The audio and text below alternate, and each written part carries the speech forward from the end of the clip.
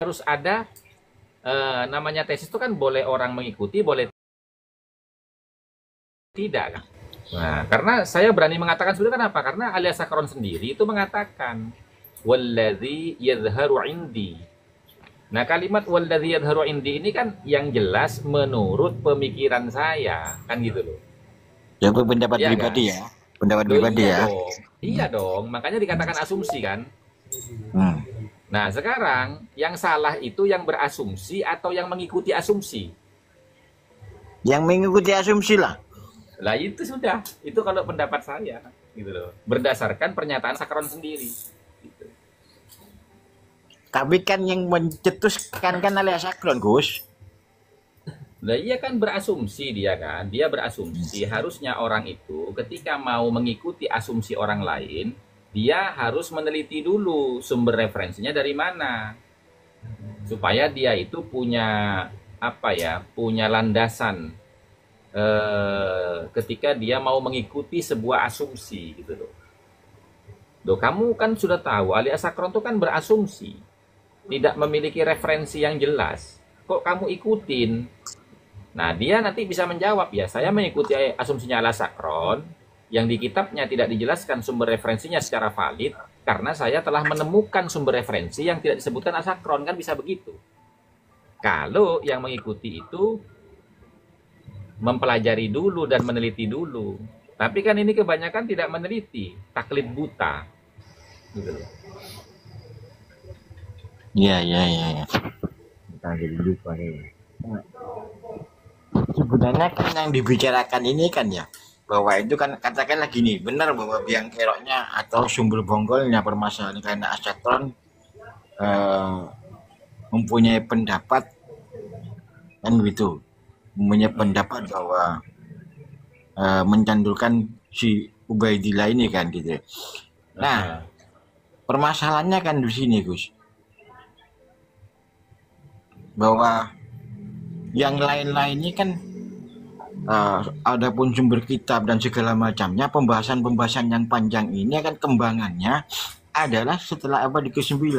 Semua sumber kitab itu yang membicarakan tentang Ubaidillah ini adalah kitab-kitab yang pada zaman ke-9 sampai ke bawahnya. Ya. Buktinya begitu loh Bang Samar. Buktinya ya.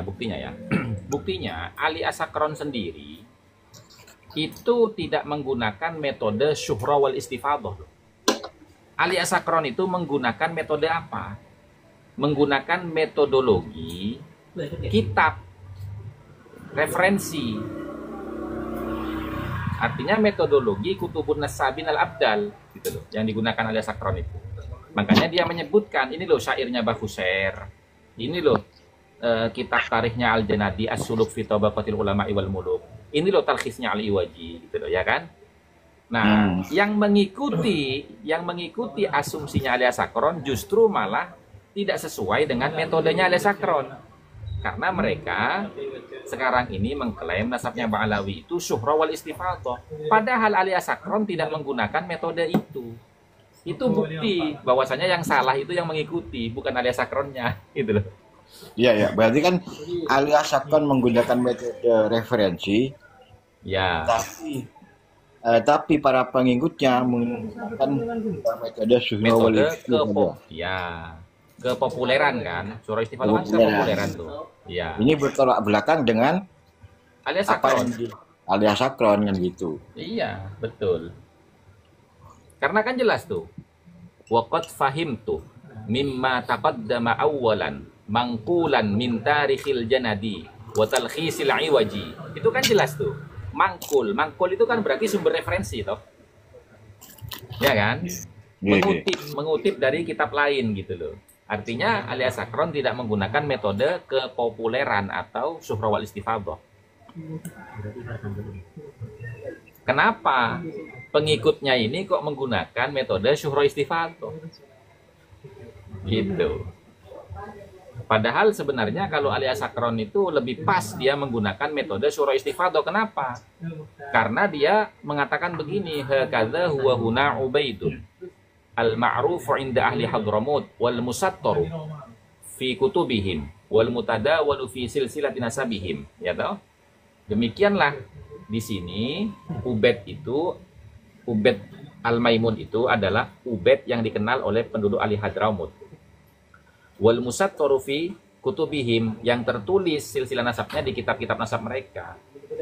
Wal mutadawal, yang menyebar fi silsilatihim, di dalam penulisan silsilahnya. Kan begitu. Artinya di situ Ali Sakron menyatakan bahwasanya nasabnya Ba'alawi ini sudah syuhra wal istifadhah.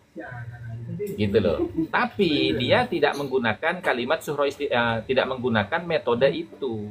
Karena setelah dia mengatakan seperti itu, dia langsung menggarisbawahi waqad fahimtu mimma taqaddama awwalan mangkulan min tarikhil janadi. Nah, itu loh. Karena apa? Karena dia tidak bisa membuktikan syuhra istifadhahnya, makanya dia menggarisbawahi di situ. Gitu Bang Damar. Iya, ya. Monggo kawan-kawan, dikembangkan ini. Jadi jangan kemana-mana dulu, bonggolnya aja dulu diperdalam, sumber permasalahannya, baru nanti kembangannya. Gitu. Karena selama ini kan sudah berkembang pembahasan kemana-mana. Gitu. Sedangkan sumber permasalahannya atau biang keroknya itu sendiri tidak kita kupas dengan tuntas. Enggak begini. Kalau menurut saya, ngapain bahas nasab yang sudah wal istifadah? Aduh, mulailah merusuh. Ada abe-abe. Mulai merusuh. Apakah bisa menerima pertanyaan ini Gus yang berhubungan dengan hukum? Apakah bisa dirumit? Monggo. Ini saya catat sudah ada 3 pertanyaan. Ini saya keluar nih sambil merokok. Bisa dibaca ya 3 pertanyaan ya. Apa itu? Ya, pertama, bagaimana hukumnya para habaib yang telah tahu kebatalannya masih tetap ngaku? Ini yang pertama. Yang kedua, apakah para muhibbin mendapat pahala ya dahulu ya? Karena dahulu itu tidak mengetahuinya, cuma karena cinta kepada Nabi. Artinya karena didorong oleh rasa cintanya kepada Nabi. Apakah itu dapat pahala? Yang ternyata sekarang itu salah, itu kan. Yang ketiga, bagaimana hukumnya masih mencintai habaib setelah adanya bukti cuma berdasarkan husnudzon? Ini pertanyaan 3 ini mohon ini dijawab supaya ini kan pasti tidak akan lepas dari hukum itu ya, dari hukum secara pandangan hukum agama kan seperti itu. Pasti ini ada hukumnya ya. Pasti. Iya. Mohon penjelasannya dan sebelumnya ini terima kasih.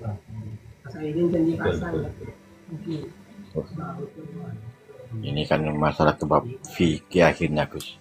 Kan begini. Yang pertama begini ya. Wa ma kunna mu'adzibina hatta nab'atsa rasula. Istimbatnya ke sini ya, istimbatnya. Iya. Istidlal. Ya kan? Istidlal, iya. Istidlal. Iya. Ya sumber pengambilan hukumnya kan ke sini toh. Tuh. Kalau dia nggak tahu, ya kan? Kalau dia nggak tahu, kan yang saya tanyakan kan dulu sebelum mereka tahu kan. Nah iya. Dulu. Makanya kan ini wa ma kunna mu'adzibina hatta nab'atsa rasula, kan begitu kan? Nah, kita itu tidak akan menyalahkan orang lain atau tidak akan menimpakan kesalahan itu kepada orang lain sebelum kami mengutus seorang rasul yang memberikan peringatan, kan begitu toh? Iya, tapi kan ini ada pertanyaan, apakah mendapat pahala? Nah ya ntar dulu satu-satu, kan 3 pertanyaannya itu. Iya. Lah gimana Sofyan ini? Kan 3 pertanyaannya itu. Satu-satu. Iya. Yang pertama itu, jadi yang dulu mereka tidak tahu, ya toh, itu ya mereka mendapatkan pahala. Karena apa? Karena kan begini, orang itu ketika orang itu mencintai sesuatu, ya maka dia akan menerima apapun yang berkaitan dengan apa yang dia cintai. Kan gitu. Iya.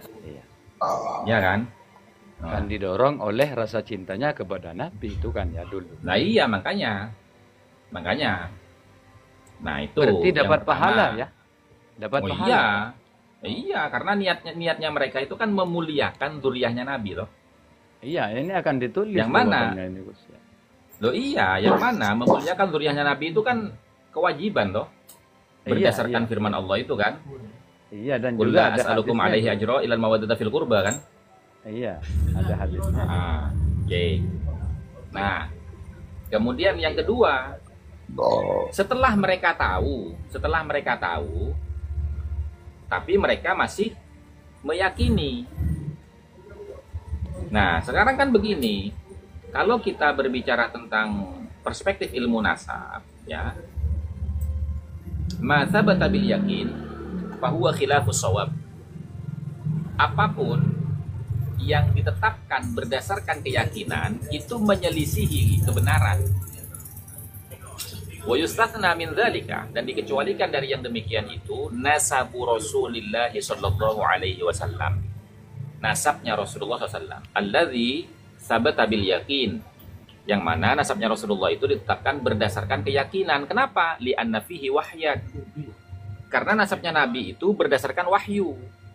Nah, jadi kalau bukan nasabnya Nabi Muhammad, keturunannya misalkan, itu nggak boleh pakai keyakinan, harus pakai burhan dan dalil. Iya. Itu kalau nasabnya Nabi Muhammad, dari mulai Nabi Muhammad ke atas, ya, itu keyakinan, gitu loh. Karena apa? Karena wahyu. Lah kalau nasabnya selain Nabi Muhammad, misalkan Ba'alawi sekarang, ya bukan wahyu itu. Makanya kalau bukan wahyu tidak boleh menggunakan keyakinan, gitu loh. Kan begitu. Berarti pertanyaannya di sini, hukumnya masih mencintai itu gimana itu? Berarti tidak boleh seperti itu kan? Ya. Loh, mencintai siapa? Maksudnya mencintai di sini adalah meyakini bahwa mereka itu sebagai zuriyah Rasulullah yang sekarang maksudnya kalau sudah terbukti. Kalau cuman mencintai biasa sebagai sesama muslim kan itu tidak masalah, justru dianjurkan kan. Iya.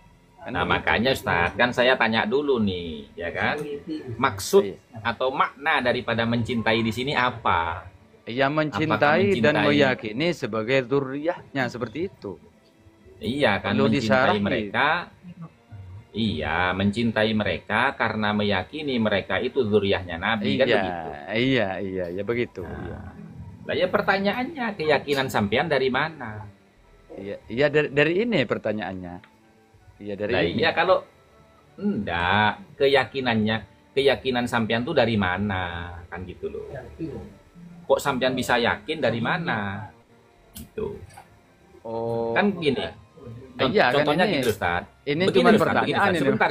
Sebentar dulu. Sebentar, sabar. Iya, Sabar. cuma pertanyaan. Biarkan saya menjelaskan karena ini kan bukan kesampaian aja, ke semua yang ada di sini kan gitu loh. Iya. Jadi begini, kalau kita meyakini Nabi itu sebagai keturunan Nabi Ibrahim, berdasarkan apa? Wahyu jawabannya. Ya wahyu. Nah, sekarang Anda meyakini Ba'alawi sebagai zuriyahnya Nabi berdasarkan apa? Ya saya nggak bisa menunjukkan dalil, Gus. Lah makanya mereka juga nggak bisa kan, sama seperti sampean. Mereka juga nggak bisa. Iya. Lah iya. Artinya dengan sendirinya husnudzon ini gugur seperti itu kan? Nah, kalau bicara husnudzon begini, Ustaz. Husnudzon itu ranahnya orang yang belum mengetahui kebenaran dan kesalahan, gitu loh ya. Betul. Maka orang itu harus berhusnudzon dulu. Nah, saya kasih analogi yang paling gampang bisa dipahami semua orang. Seorang hakim di pengadilan, ya, itu dia akan berhusnudzon kepada terdakwah dan penuntut, gitu loh, ya, kepada terdakwah dan penuntut. Dia akan berhusnudzon, tidak akan dia condong kepada yang menuntut atau condong kepada yang tertuntut, gitu loh, enggak. Tapi ketika si penuntut atau si pendakwah atau si terdakwah ini, mana dari di antara mereka ini yang bisa menunjukkan bukti dan dalilnya, Nah, maka ketika bukti dan dalil itu sudah terkonfirmasi kebenarannya, otomatis si hakim tidak lagi ada di posisi husnudzon, tapi harus condong kepada sesuatu yang dibuktikan dengan dalil. Iya, gitu loh. Kan begitu. Berarti Nah, sekarang husnudzon ini relevan dengan istilah praduga tak bersalah. Asas iya, praduga tak bersalah. Kan seperti itu iya, betul, sebelum betul. dibuktikan. Kan begitu ya? Ya, betul, betul Ustaz, betul, Sip. betul, Sip. betul. Iya, berarti sudah terjawab semuanya ini ya. Iya, ini harus Ustaz, karena yang mendengarkan di bawah ini juga kadang-kadang masih ada yang botol-botol gitu Ustaz. Biasa, ini kan perlu penyegaran dan perlu menjelaskan apa adanya sesuai fakta Iya. ini kan. Makanya, Ngarang-ngarang kan. Iya, makanya. Bukan Ya, seperti botol, bukan botol Gucci yang dengarkan di bawah ini. Apa Gucci itu? Kakaknya botol, Gus lebih bodoh lagi.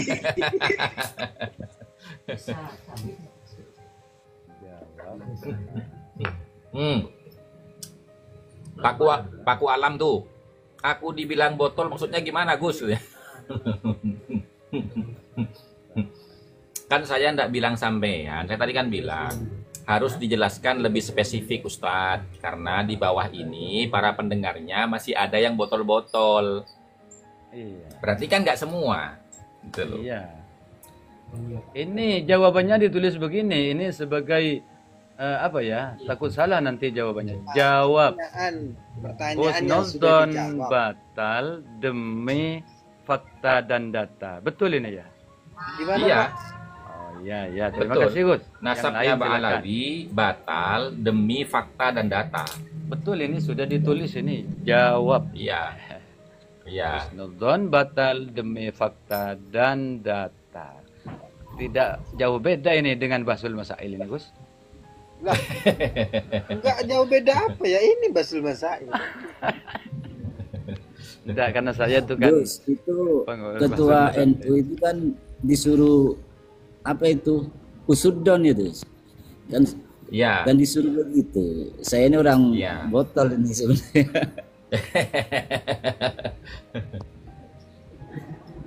Ya Allah.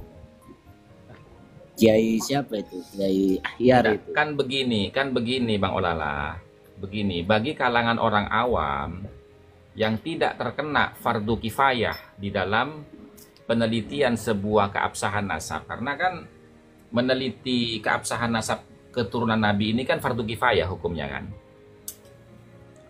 Berdasarkan fatwanya Ibnu Hajar itu kan, yang bagi ala kulli yang bagi alal mar'i ya. Yang bagi alal mar'i itu ya. Ayyakuna lahu ghiratun fi hadzal nasabi syarif gitu kan. Wa dhabtuhu hatta la yantasiba ilaihi sallallahu alaihi wasallam ahadun illa bihaqqin. Sebentar Gus. Ini yang fardu kifayah ini hitopnya ke siapa ini? Apakah ke kita pribumi apa ke dzurriyyah Rasulullah yang para sayyid dan syarif? Apakah umum? Umum ya. Enggak, secara umum orang yang memiliki kemampuan atau kapabilitas di bidang meneliti kitab-kitab nasab. Oh Ya iya. kayak panjenengan ini Ustaz. Oh ya berarti. Itu kena itu Ustaz. Oh ya berarti kita ini semua berdosa berkat adanya Kiimat dan kawan-kawan menjadi kita tidak berdosa seperti itu ya. Iya. Oh iya. Iya. Karena sudah ada yang enak itu kan mewakili. Bang Olala. Yang enak itu Bang Olala, lengaku botol le. Iya Gus.